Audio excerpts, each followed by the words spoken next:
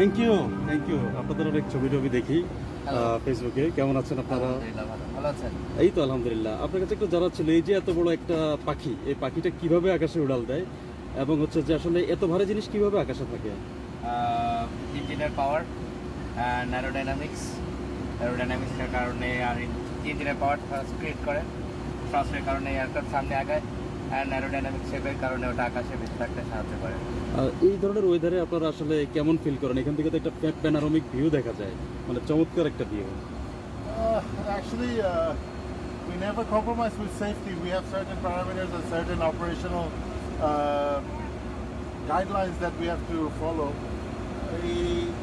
এরকম আবহাওয়ায় আমরা ফ্লাইট করে অভ্যস্ত থাকি most of the time, because বাংলাদেশে অনেক সময় বৃষ্টি এবং এরকম আবহাওয়া থাকে। সো এটা আমাদের ট্রেনিং ফেজেই সবসময় আমাদেরকে এটা হেল্প করে, বিকজ আমরা যখন ইনিশিয়ালি ক্যাডেট হয়ে আসি, আমরা ট্রেনিং যখন করি এয়ারক্রাফটে, আমরা মোস্ট অফ দ্য টাইমে এই ব্যাড ওয়েদারে ফ্লাই করে অভ্যস্ত থাকি।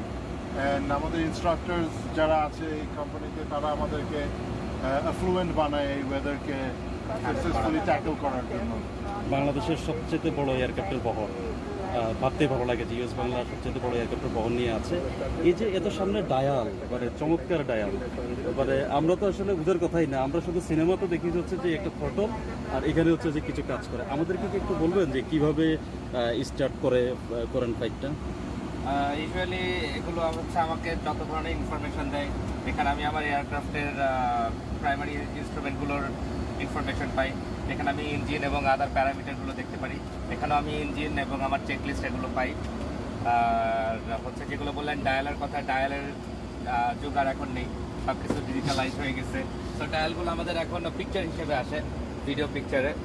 সো ওগুলো থেকেই আমাদের ইগনিশন সিস্টেম আছে, ignition system and fuel system দিয়ে আমরা ইঞ্জিন স্টার্ট করি। আর নেভিগেশনের জন্য আমাদের ফ্লাইট ম্যানেজমেন্ট সিস্টেম আছে। ফ্লাইট ম্যানেজমেন্ট সিস্টেমে আমরা আমাদের রুট ইনপুট দিই। আমরা যেমন গুগল ম্যাপে কোথাও যাওয়ার জন্য একটা ডেস্টিনেশন সিলেক্ট করে যখন ডাইরেকশন দিই, তখন ওরকম যেরকম লাইন দেখাই দেয়, আমরা এখানে সেম ওভাবে করে যখন রুট ইনপুট করি, রুটের বিভিন্ন জায়গার নাম আছে, সেই অনুযায়ী তখন আমাদের নেভিগেশন ডিসপ্লেতে রুটগুলো দেখায়। যেমন এই লাইনগুলো দেখাচ্ছে, এই লাইনগুলো ফলো করে অটো পাইলট আমাদেরকে ঢাকা পর্যন্ত নিয়ে যায়। অটো পাইলট ফাংশনটা কিভাবে, কোন জায়গা থেকে দেন? অটো পাইলট আমাদের এই প্যানেল থেকে দেওয়া হয়, এনগেজ করা হয়। অটো পাইলট হচ্ছে আপনার এয়ারক্রাফটের হেডিং এবং কত হাজার ফিট উচ্চতায় ও এসে থাকবে বা উঠবে, সেটা মেনটেন করে। এগুলো হচ্ছে অটো পাইলটের মেন কাজ। Thank you.